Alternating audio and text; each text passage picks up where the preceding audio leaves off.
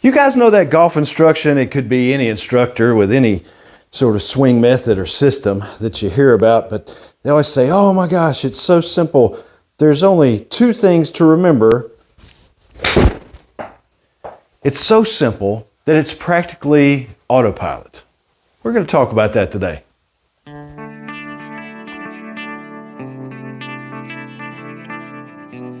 Hey everybody, welcome back to GolfTestDummy, the channel where I use my game to help your game. I was doing the dishes in the house earlier and splashed water all over my pants.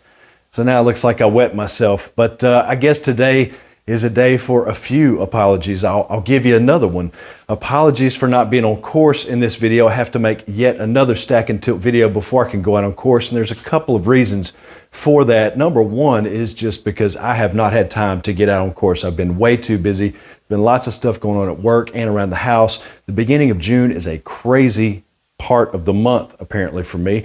But the other reason is because in the last video, I just had some things that weren't jiving. All this progress that I'd made and all the good that I'd found, I felt like had kind of leaked out of the bottom of the bottle a little bit, and it just wasn't as good as it was before, and I've been trying to get back and figure out what I was doing wrong. I think I've done that with the help of you guys, giving me some of your tips and pointers from your own stack and tilt endeavors, and I wanted to share a couple of those with you today. Everybody that talks about this swing is so simple, there's only 2 or 3 things that you need to do. They say it's so easy that it's almost autopilot. I alluded to that in the beginning of the video, but let me just say that that's not the case with any swing.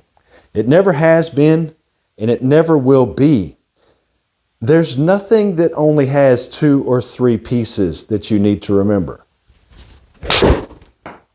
There's no swing that I've reviewed or that I've seen or that I've heard about or that I've read about or that I've heard from you guys, nothing that lets me know that that is true. Just warming up here with the pitch and wedge real fast. I'm going to get into the meat of today's video. But what I mean by that is this. With the stack and tilt swing, it is supposed to be pretty simple. All right? It's another one of those very simple systems. You get your feet flared out. You put maybe a little bit more weight towards your lead side. You keep it there. You don't weight shift. You keep your hands in going back, and then you try and keep them in as you push forward, tuck your hips up under and come back to this. You maintain your spine angle, you maintain a left straight arm. See, I've named off just some of the things that they talk about with the stack and tilt system, and that's not even all of them, and it's already way more than just 2 or 3 things. Now add into the fact that you have all of those components to remember. Then there's your grip, and then there's your posture. And then what do you do with your elbows? And then how do you do your arms? And how much knee flex is too much? How much should you bend from the waist? Do you keep your head still? Do you let your head turn? Do you look at the target a little bit too early? It's another good one. How are you supposed to manage all of those things in any golf swing, let alone what some people call a simplified golf swing? That being said, let's talk about what I have discovered in the last week since making last week's driver work video, which was specifically about the driver. I also mentioned a few things that I'd found with my ball striking with the irons, the low irons, the mid irons, the short irons, the hybrids, the fairway woods, you name it. When I started with stack and tilt, it did seem really easy, and it did seem like it was almost automatic. And then over the course of a few weeks, it built up and became better, and then it started to drop off a little bit, and then the driver got introduced, and I feel like I kind of fell away from the core of what stack and tilt was, and now I've started to push back up a little bit. And the reason that I feel like I got away from the really good ball striking is because these other components, whether I wanted them to get in there or not, they found their way into the cracks and started to infect everything that I'd learned and I'd worked on up until that point. If you remember, in the very beginning, I started off slow and I started off small. I started off with a wedge, a 9-iron, even an 8-iron.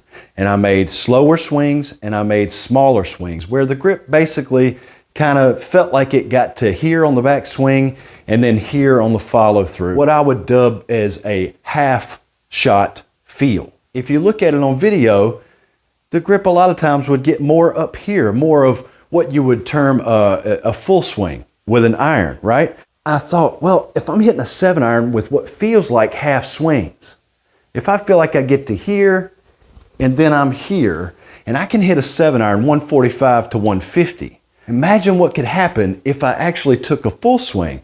And that, I believe, was where the infection started. I just got off track because I was in search of more power rather than just saying, you know what, I can hit a 7-iron to a point out there about 150 yards with what feels like a half swing at this current stage, and you could throw a blanket over it because the strike and the flight and everything was consistent. Instead of being happy with that for now until my body and my swing naturally developed to a point to where the speed and the distance just started to come on its own from experience, I tried to leapfrog over that part of the equation and go straight to hitting 280-yard bombs with a 7-iron. Let me tell you, it's not going to happen overnight. And so I've kind of gone back to the beginning. With some of the insights from you and your comments, I feel like I have gotten a little bit of a new lease on an old habit. Right down the middle, tiny little baby draw, really good contact. One common issue a lot of you are having out there and that I've had myself, set up and then I make my backswing and that knee goes in. That knee goes in. That is not what you want to happen in stack and tilt. That's not it.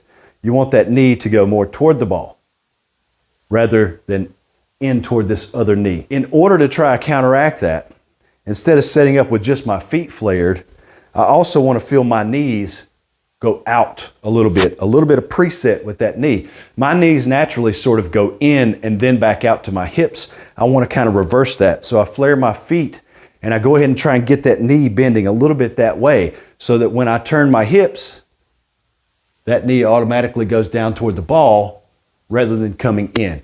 That's some of the problem that a lot of you have had, and that's the problem that I've had. We're going to do a little test. On this swing, I'm going to let that knee come in. On the second swing, I'm going to let that knee go out. Now, I didn't try anything there. I did not try to make a bad swing. That went way out to the right, and it's short. It felt weak. It felt like I had a power drain of sorts, like I couldn't coil properly, like the only word I can use to describe it is a weakness. If you let that knee buckle in when you go back, in order to get back to a post-up feel like this, where you're posted up on this leg, if it comes in, first it's got to go out, then it can go up, and you lose that timing. But if you let the knee go toward the target like that, the only thing you have to do is push.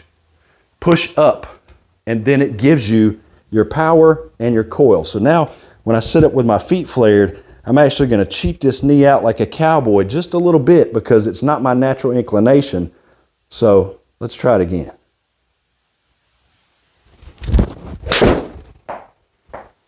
Felt power, felt more effortless. It's a better strike. It's more down the target line. It went further. It had a little bit of draw. If you keep working with that, eventually you'll get to a point to where you can feel that knee load and then unload and spring up and drive that power into the golf ball. Okay, this next thing, I'm not really sure what's accurate. I don't know what the right way is. I've heard different coaches talk about this in different ways and say different things. Do you turn the hips and then that brings the shoulders with it? Or do you turn the shoulders and then that brings the hips with it? For me, I have found that, and I've tried both, turning the hips is the key for me. And the reason I think that is because my hands, my arms, my shoulders, my upper body, it all tends to get overactive. It tries to get itself too involved and take too much of a lead role. And so for me, turning the hips and letting it control everything has really made a huge difference. That's a good strike. Now for a third thing. For me, I was putting way too much weight on the front foot, the front leg. I don't know why that got into my head, but if you go back and you watch Tom Segudo's videos, he's talking about 55% That's so close to almost balance between your feet. 55% means just a little bit toward the front foot. Get over it and be balanced. You still don't want to shift back and get the weight shift,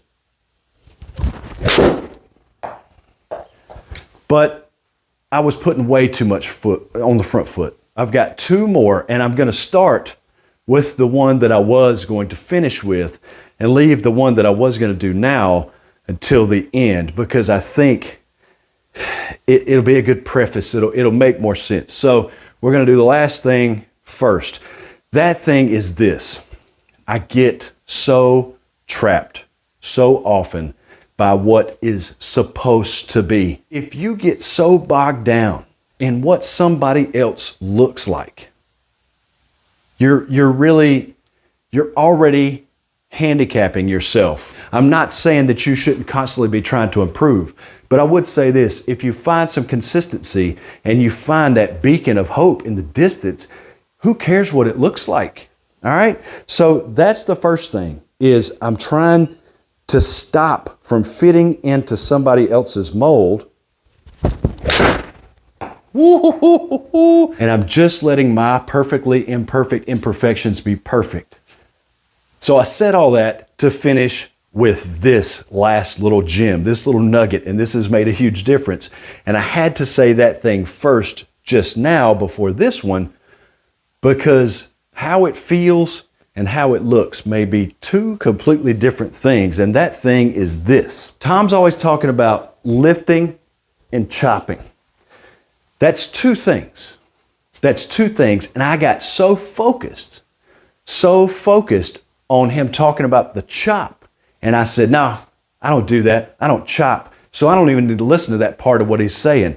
That's not true. One of my tendencies is I get overactive with the hands and arms. So many of us do, especially as we get older, and the lower body wants to just do more shuffling as we walk along and we get older, and our hips, they hurt, and our knees hurt, and every bone creaks as you're walking along. And then you just want to throw your hands at it. I get it. And maybe that's the stage that I'm at. But with my overactive hands and arms and trying to lift the club in search of some kind of power, that's been on a bad track. So now I really try to think about my belt line. I try to keep the butt of that club at my belt line the entire swing. That is what I was getting with those half swings that was so good. And then as I tried to go further and take it back here and then lift it, that's where I started to lose all of the good stuff I'd been working on. So I just needed to be happy with that half swing, keep the hands down, rotate, bring the club inside. Still feels like it's kind of on my belt line because my belt line's tilted. And then as I come through, boom, on the belt line again. Almost like the club is kind of pointing at my belt as I swing around and use my hips. So let's try one of those. Wow, it's right down the middle, good solid strike. That little piece right there, hands always low. That's an easy way to think about it. Hands always low. You're gonna have different feels trying to get to the same result. But if you've got overactive hands, if you're really picking them up high and you're really trying to drive for that power, put the power here.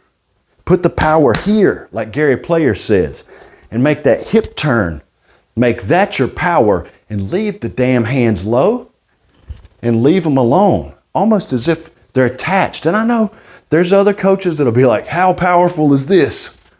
You can't swing very fast like that. Look at that. Right down the middle with a baby draw. Guys, I apologize once again for not having the on-course video. I promise it is coming. I've got some other stuff in the works as well.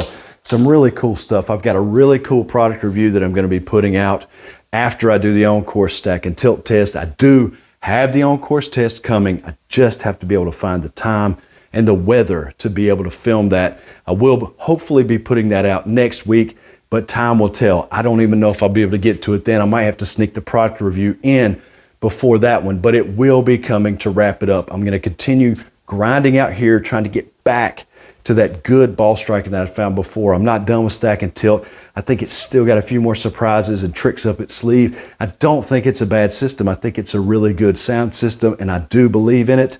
I'm going to keep pushing to see just how good I can make it. If you haven't already subscribed to the channel, I would appreciate a thumbs up. It really does help me out. Leave me some comments down below. Again, that helps the channel out. Share this around. Use the links down below to save yourself some money. I'm really on that path to 10K subs. I really would like to get there with all of you guys in tow. Thanks so much for watching, and I'll see you in the next video.